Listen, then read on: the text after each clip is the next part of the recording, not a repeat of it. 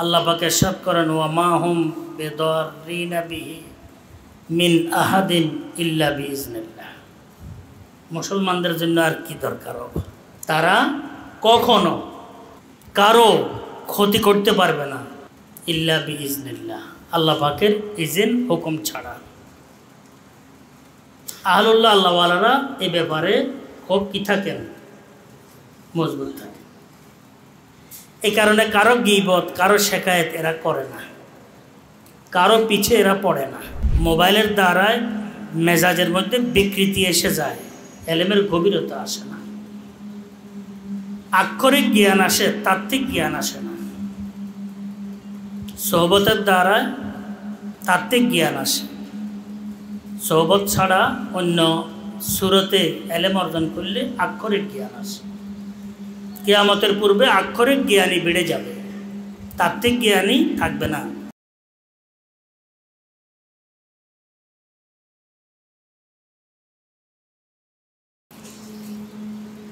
সুবহানাকা লা ইলমা লানা ইল্লা মা আল্লামতানা ইন্নাকা আনতাল আলিমুল হাকিম।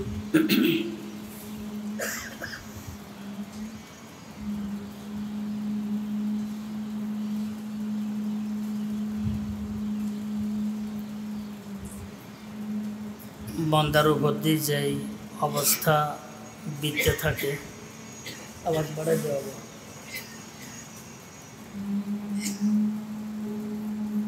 যে অবস্থা বন্দার উপর দিয়ে গড়াইতে থাকে, চেষ্টা কোশিশ আসবাব অবলম্বনের পর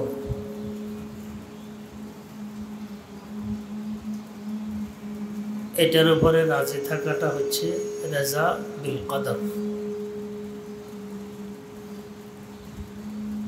এটা হচ্ছে সবচেয়ে জরুরি বিষয়।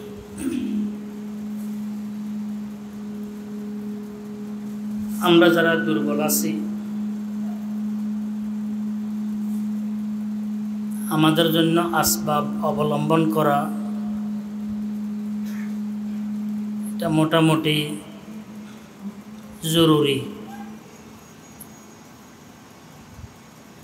আমরা এক কথায় থাকতে পারি না।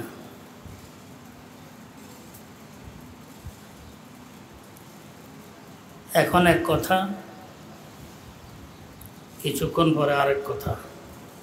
আওয়াজ একটু বাড়াই দাও।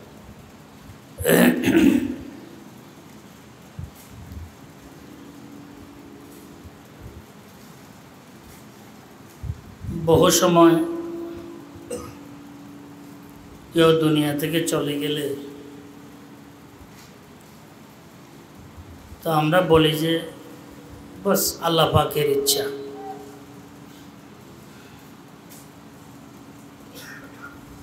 হায়াত এখানে শেষ হয়ে গেছে, সে দুনিয়া থেকে চলে গেছে।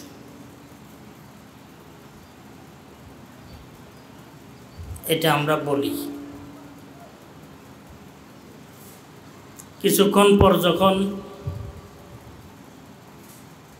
আরেকজনে বলে যে আহারে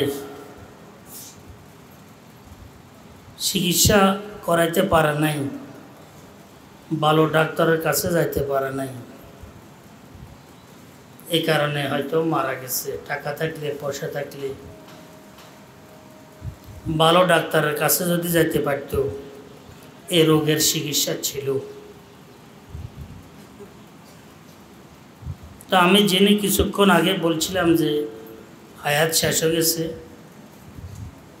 সেই হিসাবে মারা গেছে, আল্লাহর ইচ্ছা। তখন এটাকে আবার আমি এখানে সমর্থন দিই, কথা ঠিক আছে, গ্যারেম্মা ডাক্তার দিয়ে চিকিৎসা করছে, আমরাও বহুবার বলছি ঢাকা যাওয়ার জন্য, কিন্তু এ যায় নাই। ঢাকাতেও বড় বড় ডাক্তার ছিল। তাহলে আমাদের তাকদীরের উপরে, আল্লাহ পাকের ফয়সালার উপরে যে ইয়াকিন এবং ঈমান থাকার দরকার ছিল, সেটা আসলে টলমল অবস্থায়, অটুট অবস্থায় নয়, আমরা বিগাড়ে যাই, উল্টা পাল্টা বলতে থাকি, বকতে থাকি। কেউ বললে সেটা আমরা সমর্থন করে যাই।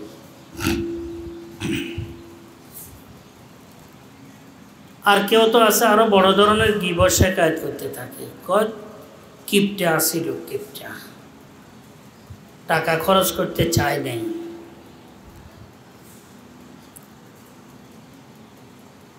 ঢাকা যায় নাই, ইন্ডিয়া যায় নাই। যদি ঢাকা ইন্ডিয়া যাইত তাহলে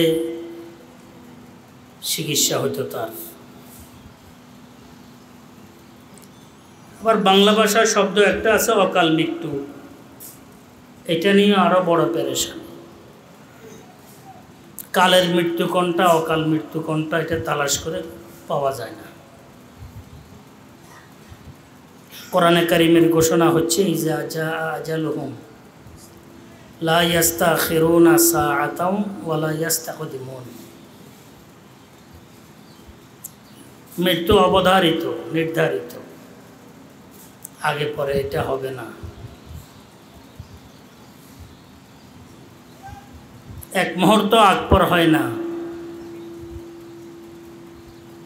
যখনই লিপিবদ্ধ আছে তখনই মৃত্যু আসবে।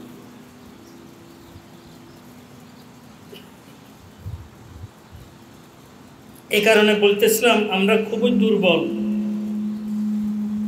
আমাদের মতো দুর্বল কেউ নাই। আমার উদ্দেশ্য শারীরিক দুর্বলতা নয়, মানসিক দুর্বলতা নয়, শক্তি সামর্থ্যের দুর্বলতা নয়। আমার উদ্দেশ্য হচ্ছে ঈমানি ইয়াকিনি দুর্বলতা আমাদের মধ্যে বেশি। এই দুর্বলতা দূর করার জন্য সাদেকিনদের সোহবতের বিকল্প নাই। নিয়মিত ইসলাহি কথাবার্তাগুলো শোনার বিকল্প নাই। আহলুল্লাহ আল্লাহওয়ালাদের মাঝে আর আমাদের মাঝে ফারাক এতটুকু, আমরা এখন এক কথা বলি, কিছুক্ষণ পরে আর একটা বলি। এখানে আমাদের এক অবস্থান, কিছুক্ষণ পর আরেক অবস্থান। আল্লাহ পাকের মকবুল বান্দাদের অবস্থান সর্ব অবস্থায় সুদৃঢ়, খুব মজবুত থাকে।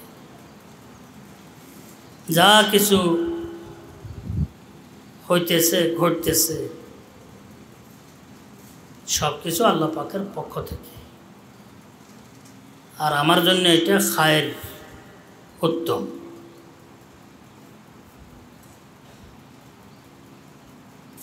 কুল লা ইউসিবানা ইল্লা মা কাতাবাল্লাহু লানা হুয়া মাওলানা ওয়া আলাল্লাহি ফালইয়াতাওয়াক্কালিল মুমিনুন। আল্লাহ পাক ইরশাদ করেন, আমার হাবিব আপনি বলুন কখনো আমার উপরে আসবে না আল্লাহ পাকের পক্ষ থেকে নির্ধারিত বিষয়গুলো ছাড়া।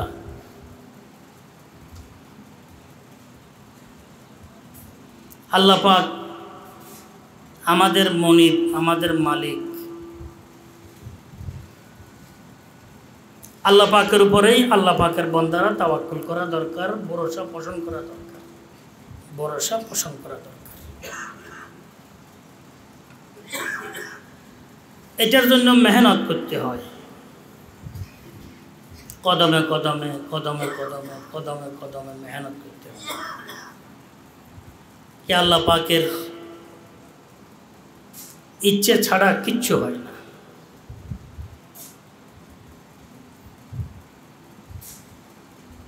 হারুত মারুত থেকে যারা সেহের জাদু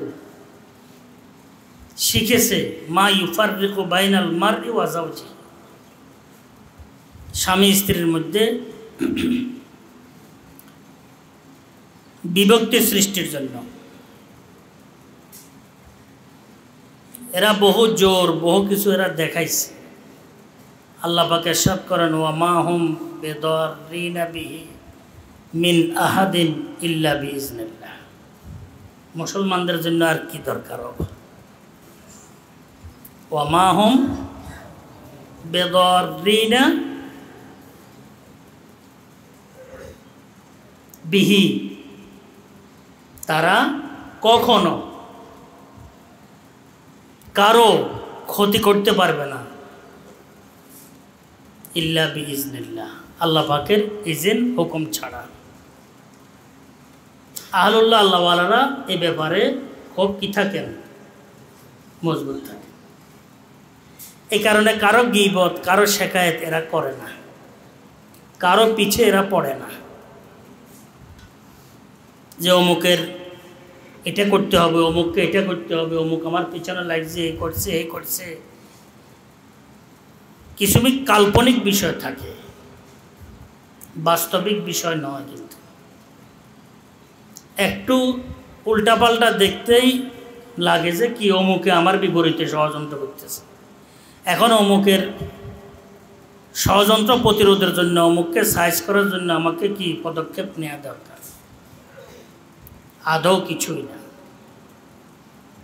ইয়াদ রাখা উচিত, আদৌ কিছু না। আল্লাহ পাক ইরশাদ করেন, ওয়া মা হুম বিদাররিনা বিহি মিন আহাদিন ইল্লা বিইজনিল্লাহ। আয়াতের মধ্যে এত বেশি তাগিদ, এত বেশি তাগিদ। একটা জুমলা ইসমিয়া, এটার মধ্যে তো ইস্তিগরাক আছে, তাকিদ আছে, দাওয়াম আছে।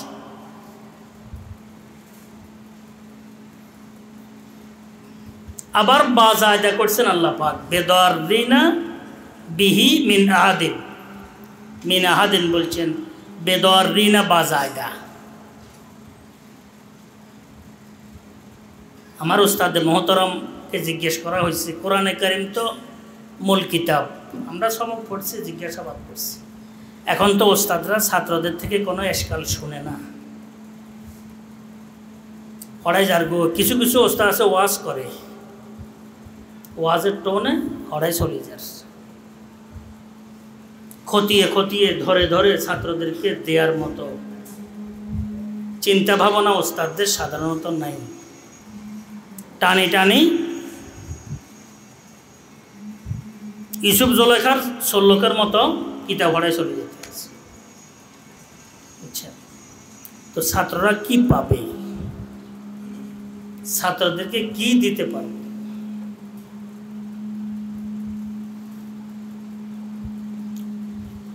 ওস্তাদে মোহতরমকে আমরা জিজ্ঞেস করলাম, হযরত কোরআনে কারিম তো জাওয়ায়েদ থেকে অবশ্যই পবিত্র, জায়দা জায়েদ বলতে যেটা দরকার নাই সেটা তো কোরআনে কারিমের মধ্যে নাই। তাহলে বাইটাতে জায়দা সব কিতাবগুলোর মধ্যে তাফসীরের মধ্যে লেখা আছে, ওয়াল বা জায়দাতুন, ওয়াল বাউ জায়দাতুন, তাফসীর কিতাবগুলোর মধ্যে লেখা। তা বা এখানে জায়েদ কেন আসলো?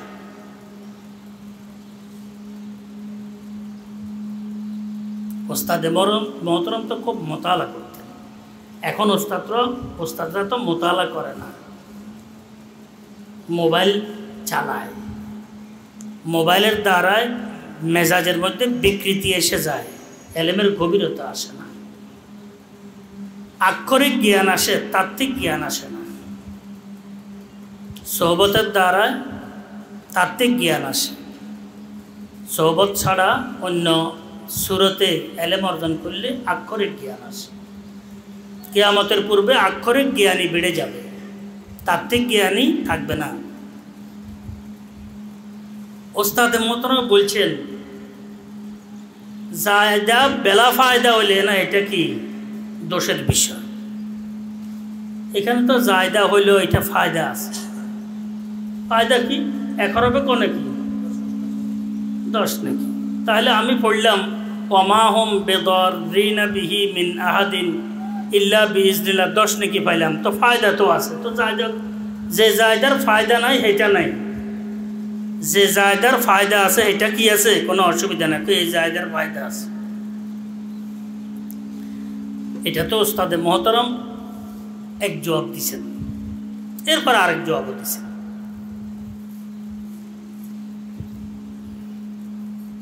এটা হচ্ছে সাধারণত যারা অবুঝ, কোরআনে কারিমের উপরে বহুজনে গবেষণা করে, তারা এই সমস্ত বিষয়গুলোকে মাথার মধ্যে রাখে।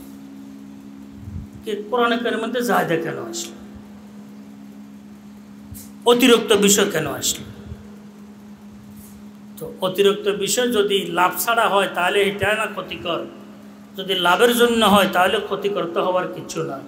সেটাকে অতিরিক্ত বলা হলে শাব্দিকভাবে বলা হবে, বাস্তবে কিন্তু এটা অতিরিক্ত নয়। 11 নাকি, তো পুরা যদি সব যদি কি আরও জায়দা হয়, আরও জায়দা হয়, এটা ফায়দার কোনো শেষ নাই, অসুবিধা কি আছে? দ্বিতীয় নম্বরে বলছেন এখানে আসলে মূল যে বিষয়টি সেটা হচ্ছে বা লিত্তাকিদ বলছেন। বা কিসের জন্য? তাকিদের জন্য। এই কারণে আমি এটার তরজমা করছি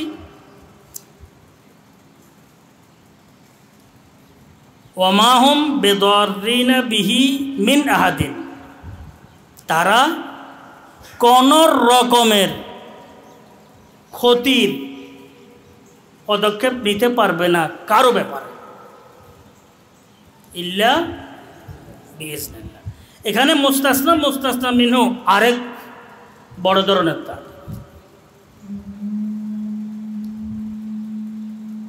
নফির পরে ইসবাত হয় ইস্তিসনা, ইসবাতের পরে মুস্তাসনা মনফি হয়। এখানে ইসবাত হয়েছে, বলছে সুবুত আল্লাহ পাকের ইজিন ছাড়া হবে না কখনো, মুস্তাসনা। তো বলতেছিলাম এখানে তাকিদ কতটুকু দেখে, তাহলে আমরা পিছনে পড়ব কেন? বহু সময় আমাদের দিলের মধ্যে আসে যে অমুকে মনে হয় আমার ক্ষতি করে, অমুক আমার পিছনে পড়ছে, অমুক আমার পিছনে পড়ছে। তোমার পিছনে পড়ছে কী হয়েছে? তো তোমার পিছনে পড়ছে তো কী হয়েছে? তো অমুকে আমার সমালোচনা করছে, তো সমালোচনা করছে কী হয়েছে? তো হজরত রহমতুল্লাহ আলাইকে একজনে আসি বলছে যে হজরত অমুকে আপনাকে গালবন্ধ করতেছে। হজরত তো কিছু মাসাইলের ব্যাপারে খুব কঠোর ছিলেন, শরীয়তের যে সমস্ত হুদুদগুলো আছে হুদুদের ব্যাপারে হজরত কঠোর অবস্থানে ছিলেন, শক্ত অবস্থানে ছিলেন। কঠোর বলতে শরীয়তের উপরে বেশি শক্তি এটা না, মানে অবস্থান সুদৃঢ় ছিল, যেটা সাধারণত বর্তমান আজাদের জমানা, আজাদিয়তের জমানার মধ্যে এগুলা বহু ক্ষেত্রে খাপ খায় না। এই কারণে হজরতরা সমালোচক ছিল। আর বহুজন দলমতের কারণে এমন হইয়া যায়, দলের কারণে, মতের কারণে সঠিক বিষয়গুলোকে এরা পরিহার করার চেষ্টা করে। বহু মানুষ টাকা পয়সা বেশি হলে এমন হইয়া যায়, টাকা পয়সা আছে, শরীর গরম আছে, যেদিকে ইচ্ছা সেদিকে যাইতেছে, যা ইচ্ছা তা খাইতেছে, আনতেছে, দিতেছে, নিতেছে। কথা একটা বললারা ফালাই থন, বাস এইটা ফালাই থন করে রাখি দিছে। এটা শরীয়তের কথা হোক, কোরআনের কথা হোক, হাদিসের কথা হোক। বহুজন পদমর্যাদার কারণে এমন হইয়া যায়, কোরআন হাদিসের বিষয়গুলোকে এরা পছন্দ করে না, প্রত্যাখ্যান করে পদমর্যাদার কারণে। কিছু বিষয় আছে। আর বহুজন সাধারণত বর্তমান প্রেক্ষাপটে বেশিরভাগ অল্পবিদ্যা ভয়ঙ্কর। অল্পবিদ্যা কি? চট করি মোবাইল চায়। আমরা বিভিন্ন জায়গার মধ্যে বয়ান করার সময় কথা একটা বললে দেখা যায় বহু বুদ্ধিজীবী মোবাইল দিয়ে টিভি হাদিস এটা আসেনি, লাগে যে এটা বুখারী শরীফের মধ্যে না থাকলে এটা আর হাদিস নয়। অল্প বিদ্যা ভয়ঙ্কর হইল তো, কথা বুঝছেন? এটা হাদিস, এটা বর্তমানে বেশি, সবগুলো আছে, এটার পরিমাণ বর্তমানে বেশি। অল্প বিদ্যা ভয়ঙ্কর, শরীয়তের বিষয়গুলোকে এরা গ্রহণ করতে পারে না। যে বিষয়টি এদের বুঝ ব্যবস্থার বিপরীতে আসবে, মেজাজের বিপরীতে আসবে, দল এবং মত অবস্থানের বিপরীতে আসবে, তার যতটুকু জানা আছে এর বিপরীতে আসবে, সে কখনো এটাকে সাধারণত গ্রহণ করে নেয় না, প্রত্যাখ্যান করে। আল্লাহ আমাদেরকে হেফাজত করে। তো হযরত রহমতুল্লাহ আলাইহি একজনে বলছেন যে হযরত আপনাকে অমুকে গালমন্দ করতেছে। হযরত রহমতুল্লাহ উত্তর দেখেন, বলছেন কোন মুসলমান যদি আমারে মন্দ বলে সে স্বস্তি পায়, আমার জন্ম হওয়াটা সার্থক। হযরত রহমতুল্লাহ আলাইহি, কোন মুসলমান যদি আমারে মন্দ বলে শান্তি পায় তো আমার দুনিয়াতে আসাটা সার্থক। যে একজন মুসলমান কমসে কম গালি দিয়ে আমারে খুশি হয়েছে, কথা বলছে। আহলুল্লাহ আল্লাহওয়ালাদের অবস্থা এমনই থাকে। হযরত গাঙ্গুহি রহমতুল্লাহের জীবনের মধ্যে লেখা আছে, তখন তো আহমদ রাজা খান বেদাতি বেরলভীদের বড় উত্থান, সবচেয়ে বেশি গোলাইছে ওরা। হযরত কুতুবে আলম রশিদ আহমদ গাঙ্গুহি রহমতুল্লাহ আলাইহি আখির জমানার মধ্যে বিনাই হারিয়ে ফেলছেন, চোখে কম দেখতেন, দেখতেন না। খাদেম ছিলেন হযরত মাওলানা ইয়াহিয়া সাহেব রহমতুল্লাহ আলাইহি, হযরতের একদম শুরু থেকে খাদেম, বড় আলেম মাওলানা ইয়াহিয়া সাহেব।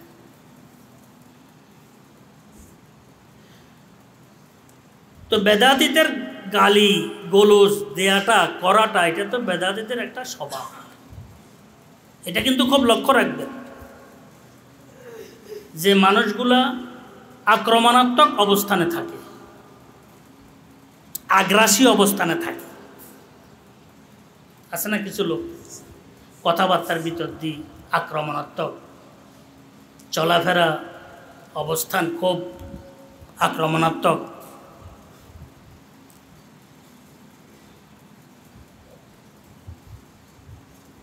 এবং আগ্রাসী মনোভাবের আছে না কিছু। সবসময় মনে রাখবেন এদের মূল বাতিল হয়, এদের সম্পর্ক বাতিলের সাথে। কিছুর সাথে? বাতিলের সাথে।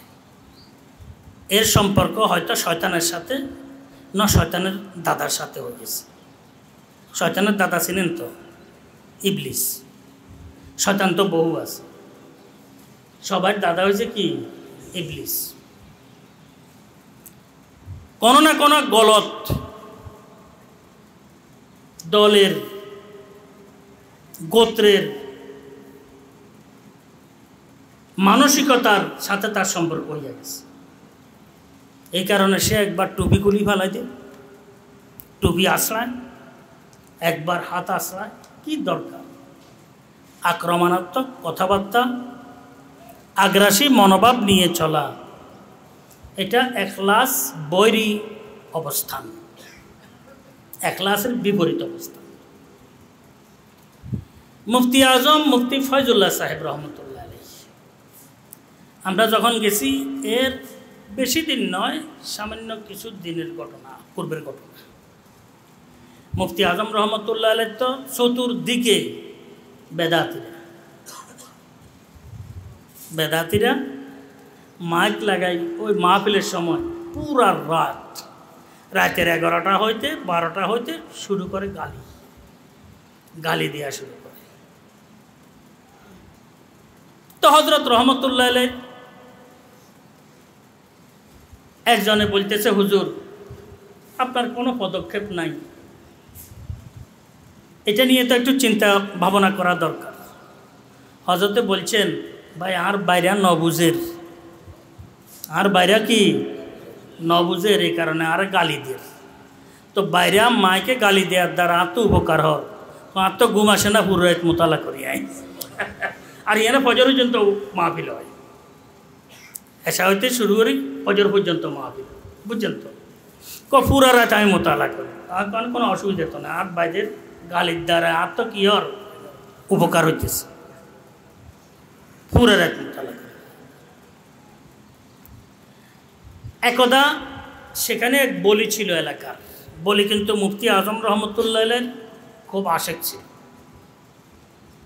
গত বছর মজু বলি নাম ছিল কি মজু বলি গত বছর মজু বলির আওলাদেরা আসছিল রশিদিয়াতে আমি তো শুনি মাত্র কিরে মজু বলির আওলাদেরা কথা বুঝছেন তো একবারে খুব যতটুকু পাচ্ছি আমি এই খাতিরদারি করছি আপ্যায়ন করছি মজু বলির আওলাদেরা আসছে আরও এলাকার লোকেরা আসছে মজু বলির কথা শুনি আমি ওই মাথার মধ্যে আমার ঘটনা স্মরণে আসছে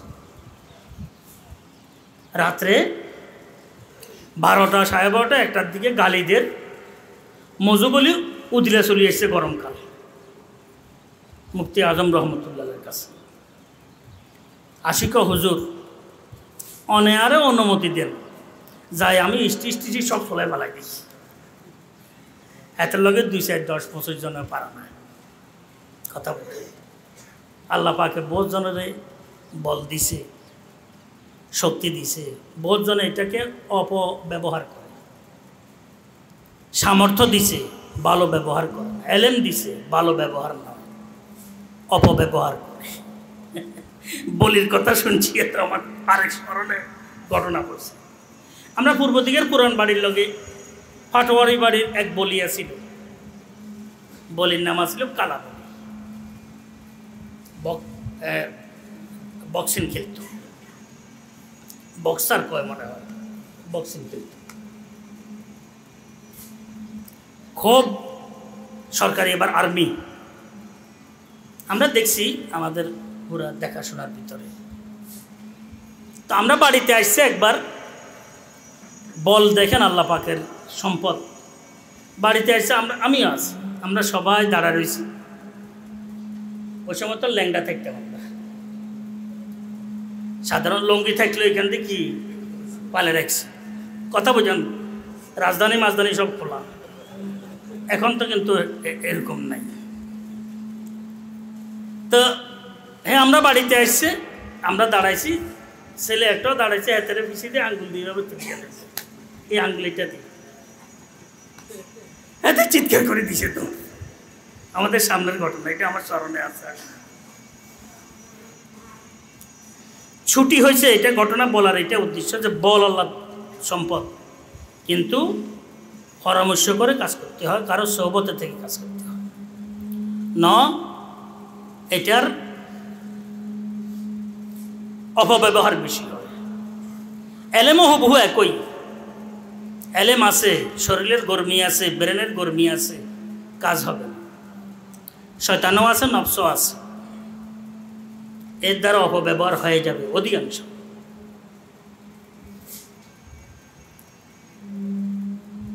সোহবত ছাড়া সাধারণত কোনো আল্লাহওয়ালার সাথে সম্পর্ক ছাড়া বল কল বিবেক বুদ্ধি কিছুই ঠিক থাকে না ধারণা এমনই বাস্তবতাও তাই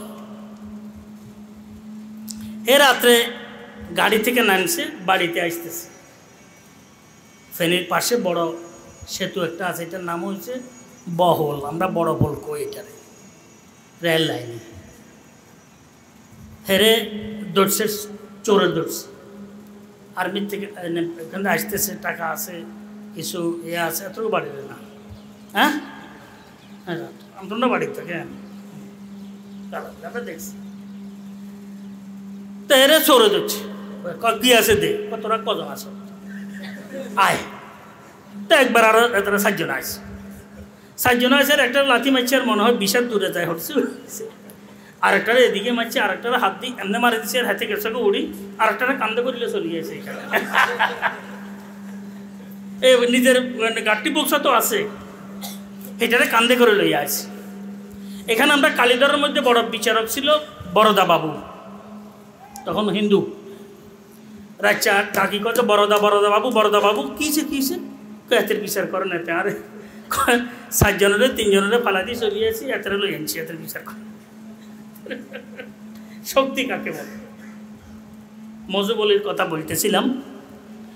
মজুবলি রাত্রে 12:30 একটার দিকে আসে মুফতি আজম রহমতুল্লাহ কাছে, যে হজরত অনেক থেকে কি খারাপ না হলে আরো তো ঘুমাই না পারিস, আপনার কাছে কি খারাপ লাগে না? আমরা তো ঘুমাইতে পারতেছি না। কবা ন বুঝে দে, আমি মোতালা করিয়ে দন না, আর গুম নয়ের মোতালা করিয়ে, আর অসুবিধা নর। হুজুর আপনি আমারে এজাজত দেন, আমি তাদের স্টিচ বৃষ্টির সব বক্তা তক্তা এদেরকে কি উল্টে দিই। হজরত রহমতুল্লাহ বলছেন, অবা বাইরে ন বুঝে দে, দোয়া করো, তুই সোজা বাড়ির চলে যাও, ঘুমাই যাও, আমিও দোয়া করি, তুইও দোয়া কর। আমরা হলে কইতাম যে দাও উল্টে দেব, আহলুল্লাহ আল্লাহওয়ালাদের নিজাম এই ধরনের ছিল। তো বলতেছিলাম আসলে কত তো লম্বা হয়ে যেতেছে। বেদাতিরা হজরতের বিপরীতে এত গাওয়া গাইতো, রশিদ আহমদ গাঙ্গুই রহমতুল্লাহ সীমাহীন গাইতো, আবার সিটি ফাড়াইতো নিয়মিত।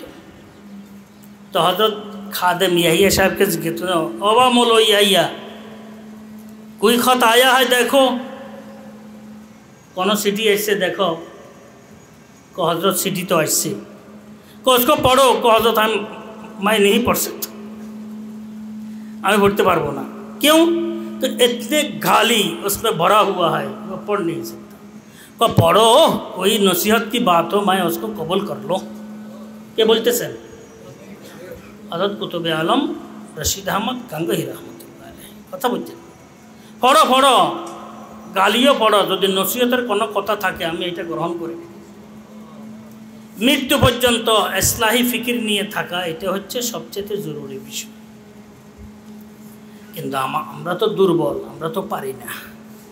আমরা কি পারি না, এই অটল থাকতে পারি না। আমরা জানি যে সবচাইতে এমন একটি মাসালা যেটার মধ্যে আসলে দুনিয়ার মধ্যে কোনো কারো একতলাপ নাই, মৃত্যু, মরা লাগবে, কারো একতলাপ নাই, সবাই জানে। কিন্তু আমরা জানি, দিলে বসাইতে পারি না। আল্লাহওয়ালা আহলুল্লাহ যারা আছেন এরা জানে না, দিলে বসা। এই কারণে আমাদের মৃত্যুর স্মরণ অপরাধ থেকে আমাদেরকে বিরত রাখতে পারে না। আহলুল্লাহ আল্লাহওয়ালাদের মৃত্যুর স্মরণ সগীরা গুনাহ থেকেও তাদেরকে বিরত রাখে, খেলাফে আওলা থেকে, অনুত্তম থেকেও তাদেরকে বিরত রাখে। দিলের মধ্যে এমন বসা থাকে। আমরা বহু সময় জানাজার মধ্যে ইদানিং তো যাওয়া কম হয়, শারীরিক অসুস্থতার কারণে যাইতে পারি না। বড় বড় ভদ্রলোক এরা আসি, একেবারে কেউ মারা গেলে একবারে হি কেমনে কীভাবে মারা গেল, এর ছোট ছেলে পেলেগুলোর কী অবস্থা হবে কথা বুঝছেন তো, নাকে কান্না শুরু করে। কে যে মারা গেল গরিব মানুষ, এর ছেলে সন্তানগুলোর কি অবস্থা হবে, মানে একবারে খুব সেখানে একটা মজলিস সাজায় ফেলেছে আর বলে, আহা রোগ তো স্বাভাবিক ছিল, চিকিৎসার কোনো সুরত অবলম্বন করতে পারে নাই, এই কারণে সে মারা গেছে চিকিৎসার অভাবে। ভদ্রলোক বহু দেখা যায়। কিন্তু এর আগে সে সামান্য তাদের দিকে তাকায়, বুটটাও খোলে নাই, নিজের মুষ্টি খুলবে যে এটাও পারে না। অর্থাৎ কোনো দান দক্ষিণা কিছু করে না, এখানে আছি কান্নাকাটি করতেছে, কান্নাকাটি করে রেখে মৃত্যু হয়ে গেল, এর সন্তানগুলোর কি হবে, এর মৃত্যু হচ্ছে চিকিৎসার অভাবে, ভালো ডাক্তারের কাছে যাইতে পারে না, এই আর এগুলো শোনার জন্য বড় একটি দল সেখানে একত্রিত হইয়া যায়। আর শয়তান লাগে যে কোনো ব্যক্তির সুরত ধারণ করে সেখানে আসি এই বক্তব্যগুলো দেয়। পক্ষান্তরে তো আসলে আল্লাহ পাকের ইনসাফের উপর আক্রমণ, আল্লাহ পাকের তকদিরের উপরে কি আক্রমণ, তকদিরের বিপরীতে তার অবস্থান। এমনি দেখতে নিতে পারে আল্লাহর হুকুম হয়ে গেছে, করার কিছু নাই, কিন্তু ফলাগুনের কি অবস্থা হবে, লাগে যে আল্লাহর চাইতে এর মায়া দরদ তার সন্তানদের প্রতি খুব কি বেশি। এরকম বহু হয়, বহু।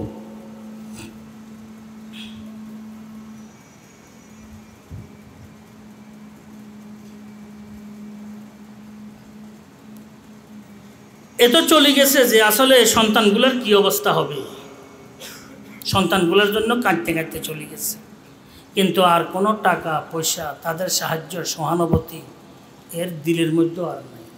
এই কারণে বললাম মনে হয় কোনো শয়তান কারো রূপ ধরে আসে, কোনো শয়তান রূপ ধরে আসে। শয়তান আবার রূপ ধারণ করে, কে তাহাকিক করে, বুঝেন না কথাটা? শয়তান রূপ ধারণ করে ঈমান থেকে মানুষদেরকে দূরে সরানোর জন্য, আল্লাহ পাকের উপরে ভক্তি বিশ্বাস থেকে মানুষদেরকে দূরে সরানোর জন্য শয়তান এই সমস্ত বিষয়গুলো দিতে থাকে। দেখা গেছে ওই ভদ্রলোক আর তাকায় নাই, এই গরিব ছেলে মেয়ে যারা ছিল এরা আল্লাহর রহমতে একটি অবস্থানে পৌঁছে গেছে। আর ওই ভদ্রলোকের যে ছেলে মেয়ে ছিল এগুলো সব ছত্রভঙ্গ হয়ে গেছে।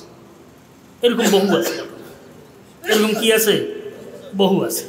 বেশি বেশি এই ধরনের কান্না যারা করে, বক্তব্য যারা দেয়, তাদের সন্তানগুলাই কি বেড়া হয়ে গেছে। দেখা গেছে এগুলা লাইনে পৌঁছে গেছে। হয়তো দেখবেন যে বড় ধনী হয়ে গেছে, কারণ গর্বতরও তো একটি হায়াত আছে, ধনের একটি হায়াত আছে, ফকিরের একটি হায়াত আছে, গরিবের একটি হায়াত আছে, দলের একটি হায়াত আছে। মানুষের যেরকম হায়াত, এভাবে সব কিছুর তো কি আছে, হায়াত আছে। দেখা গেছে ওই ব্যক্তির ছেলে সন্তানগুলো সব ছত্রভঙ্গ হইয়া গেছে, আর এরা সব আলহামদুলিল্লাহ লাইনে উঠে গেছে। সাইয়েন বহুত জায়গায় সাইয়েন সব কি লাইনে, আর এরগুলা সব ছত্রভঙ্গ হয়ে গেছে। আবার কিছু লোক আছে জানাজার আশেপাশে আসি বসি কথা, যে রোগ হয়েছে এ রোগে তো মানুষ বাঁচার কথা নয়, টাকা আছে, চিকিৎসা নিচ্ছে দেশে বাইরে, এই কারণে এতদিন বাঁচি আছে। দেখেন শয়তান কত রকমের কি দে, ধোকা দে, কত রকমের ধোকা। তো আমরা কি হই, আমরা যারা দুর্বল আছি, তো আমরা আবার এগুলাকে সমর্থন করি, এগুলা কি করি, সমর্থন করি, এগুলাকে আমরা ভালো করে বুঝি। কারণ আমাদের দিল এভাবে কি আক্রান্ত, দূষিত, কুলুষিত, যার কারণে কুলুষ দোষ এই ধরনের কথাবার্তাগুলো আমাদের দিলে গ্রহণ করে বেশি। যার দিল যেভাবে, তার দিলের মধ্যে ওই বিষয়গুলোর বুঝার যোগ্যতা সৃষ্টি হইয়া যায়। উল্টো দিল উল্টো বিষয়গুলা গ্রহণ করতেছে। দূষিত দিল, দূষিত মন দোষের বিষয়গুলা গ্রহণ করতেছে। কলুষিত মন, কলুষিত দিল, কলুষিত বিষয়গুলো আমরা গ্রহণ করতেছি। এটাই হয়ে থাকে সাধারণত। এই কারণে বলা হয়েছে যার তার বয়ান শোনার কোনো সুরত নাই, যার তার হাতের লিখনি, বই পুস্তক পড়ার কি নাই, এজাজত নাই। কারণ আমি এটার মন্ত্র জানি না, প্রতিকার আমার কাছে নাই। কথা একটা ভালো লাগলে এটার আমি সমর্থন দিয়ে বসে থাকি, এটা আমার দিলের মধ্যে বসে যায়। আর আমার দিল তো দিলে দিল, যেটা আমি বলছি দোষী দিল, গুনাহে জর্জরিত দিল, কলুষিত দিল। এই কারণে দোষের বিষয়গুলো আমরা গ্রহণ করতে থাকি। কিয়ামত পর্যন্ত এই উল্টো বিষয়গুলো এভাবে গৃহীত হতে থাকবে। এই কারণে নিজেদেরকে খুব সামলিয়ে রাখা দরকার। ঈমান আমলের হেফাজতের উদ্দেশ্যে নিজেদেরকে খুব একদম সামলিয়ে রাখা দরকার। আমাদের মুরব্বীদের একটা অসুল, বিশেষ করে সিলসিলায় নকশবন্দিয়ার, সেটি হয়েছে খালওয়াত দার আঞ্জমান, একা একই থাকার অভ্যাস। এটা খুবই গুরুত্বপূর্ণ। এমনভাবে একা একই থাকার অভ্যাস করা দরকার যে বড় মজলিসের মধ্যে যেন আমি একা একই হিসাবে মনে, বিশাল জলসা কিন্তু আমি একা, এমন নিজেকে যেন আমি এমন অবস্থা নিজের মধ্যে অবস্থান তৈরি করি। মাইগো কাহেনে কোয়ায় হামদম ऐसी दुनिया में हो लेकिन जहाँ रहता हूँ मैं वो और रही है सरजमी में। সবসময় যেন একা একই অবস্থা, একা একই অবস্থান, নিজের ফিকির আখিরাতের ফিকির নিয়ে যেন থাকার একটা অভ্যাস আমাদের মধ্যে এসে যায়।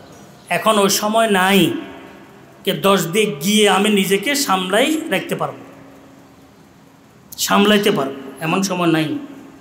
আর এতটুক এলেম জ্ঞান নাই যে আমি সবগুলা খণ্ডন করে সঠিক বিষয়টি আমি কি গ্রহণ করতে পারব। এখন বর্তমান প্রেক্ষাপট পরিবেশ ভালো না, খুব খারাপ।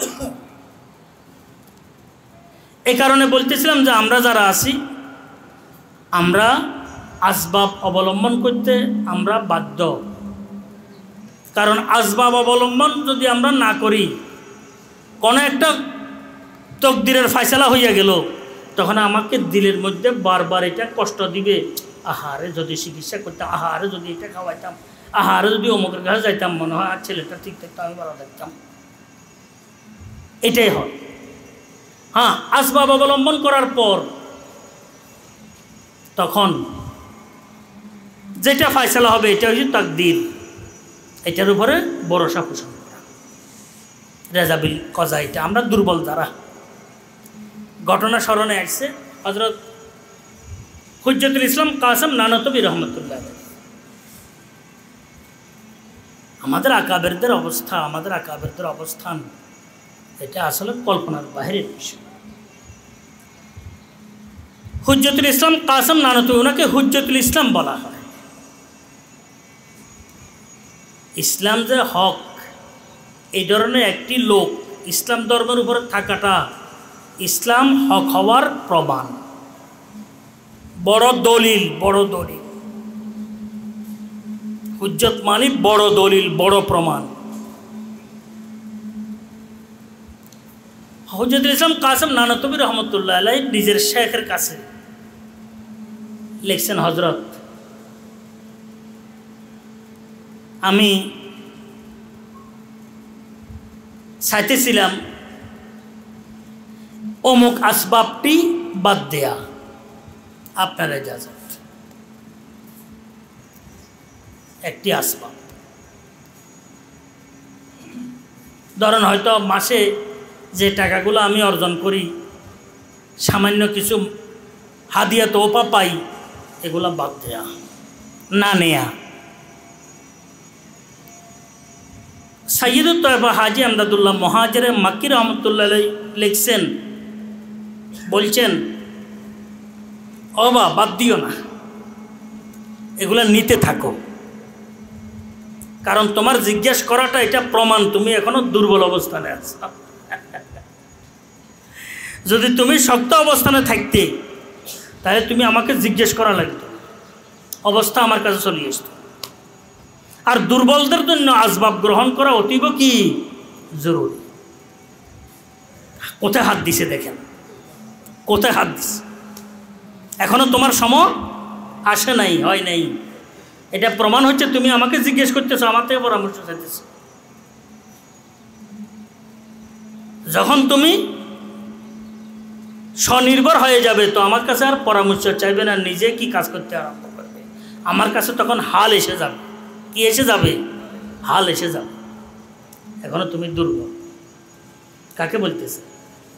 হুজ্জতুল ইসলাম কাসেম নানতবী রহমতুল্লাহ। তা আমি আপনাদের খেদমতে অনুরোধ করতেছিলাম, আসলে আসবাব অবলম্বন করব, কিন্তু একটি শর্ত আছে, সেটা হচ্ছে মুসাব্বিবুল আসবাবের দিকে আমার দৃষ্টি থাকবে। মুসাব্বিবুল আসবাব মানে আসবাবের স্রষ্টা, সৃষ্টিকর্তা, ওই জাত আহকামুল হাকিমিন রব্বুল আলামিনের জাতের দিকে যেন আমার কি থাকে। হ্যাঁ, আমি যদি আসবাব অবলম্বন করতে যাই আল্লাহ পাকের জাতের উপরে পুরো ভরসা যদি আমার মধ্যে না থাকে, যে মাওলা আমি আসবাব অবলম্বন করতেছি কিন্তু আসবাবের আড়ালে তোমার কুদরত, আসবাবের পিছনে কি কুদরত, একটা আদতুল্লাহ আর একটি কুদরতুল্লাহ, দুটা জিনিস আছে। একটি আদতুল্লাহ, আসবাবকে বেড়া ঘুরায় কুদরতুল্লাহ, আসবাবকে ঘুরায় কি কুদরতুল্লাহ, আসবাবের মধ্যে কিচ্ছু নেই, কিন্তু আমরা গ্রহণ করতে হয় দুর্বল হিসাবে। নজর থাকবে কার দিকে? এটাকে আল্লামা রুমি রহমতুল্লাহ বলছেন, ই সবাবহা দর নজরহা পর্দা হস্ত, দর হাকিকত ফায়েলে হার শাইখুল আস্ত, ওমা রমাইতা ইজ রমাইতা ওয়ালাকিন্নাল্লাহ রমা। আপনি নিক্ষেপ করছেন, সেটা আপনি নিক্ষেপ করেন নাই, আসল নিক্ষেপকারী কে? তো এই কারণে বলতেছিলাম যে আমরা যেহেতু দুর্বল হিসাবে আমরা সর্ব অবস্থায় নিজেকে দুর্বল ভাবাটা, আল্লাহর দরবারে দুর্বল হিসাবে পেশ করাটা, আল্লাহ পাকের হাবিবের তরিকা দুর্বল হিসাবে গ্রহণ করাটা, আসবাব গ্রহণ করাটা, এটা আমাদের জন্য অতীব জরুরি। নজর থাকবে কার উপরে? আল্লাহর উপরে, আল্লাহর উপরে নজর থাকবে সর্ব অবস্থায়। এতটুকু কথা বললাম। আল্লাহ পাকের সঠিক মাহবুব বন্দাদের অন্তর্ভুক্ত আল্লাহ পাক আমাদেরকে করেন। আহলে হক, আহলে হাকিকত, আউলিয়া আল্লাহ, মকবুলানে ইলাহি, ওনাদের অন্তর্ভুক্ত আল্লাহ পাক আমাদেরকে করেন। এলমে হাকিকি, তাত্ত্বিক এলেম, এলমে কোরআন, এলমে হাদিস, এলমে ফিকহ, এলমে নববী, এলমে এলাহি আল্লাহ পাক আমাদেরকে দান। বেশি পড়ালেখা লাগে না, তাআল্লুক মা আল্লাহ যত শক্তিশালী হবে এলেম তত তাত্ত্বিক হবে, তাআল্লুক মা আল্লাহ যত দুর্বল হবে এলেম তাত্ত্বিকতা হারিয়ে ফেলবে, আক্ষরিক জ্ঞানে পরিণত হয়ে যাবে। আর আক্ষরিক জ্ঞান এটা শয়তানি জ্ঞান। আক্ষরিক জ্ঞান কি? শয়তানি জ্ঞান। তাকওয়া ছাড়া যে জ্ঞান আসবে, যে এলেম আসবে, এটা এলমে শয়তানি বলা হয়। তাআল্লুক মা আল্লাহ তাকওয়ার মাধ্যমে, তাকওয়ার ভিত্তিতে যে জ্ঞান আসবে এটাকে এলমে রহমানি বলা হয়। এলমে কি? রহমানি বলা হয়। এটাকে আল্লামা রুমি রহমতুল্লাহ বলছেন, কতরা এ দা নিষ্কে বখশি দিজে পেশ, মুত্তাসিল গেরদা বদরিয়া হায় খেস। যে এক ফোঁটা পানি এলেমের তুমি আমাকে দান করছো, জ্ঞানের, এটা তোমার এলেমের মহাসমুদ্রের সাথে একটু মুত্তাসিল করিয়া দাও, লাগাই দাও, তাহলে এলেমের মধ্যে কখনো ঘাটতি আসবে না। কি আসবে না? ঘাটতি আসবে না। আর এলমে শয়তানির কদমে কদমে ঘাটতি, কদমে কদমে ঘাটতি। শেষ পর্যন্ত আল্লাহ পাক হেফাজত করলে হেফাজত অন্ধকার নাপাক কূপে নিমজ্জিত হওয়ার বিকল্প থাকে না। আল্লাহ পাক আমাদেরকে হেফাজত করেন। সুবহান আল্লাহ ওয়া বিহামদিহি, সুবহানাকাল্লাহুম্মা বিহামদিক, আশহাদু আল্লা ইলাহা ইল্লা আনতা, আস্তাগফিরুকা ওয়া আতুবু।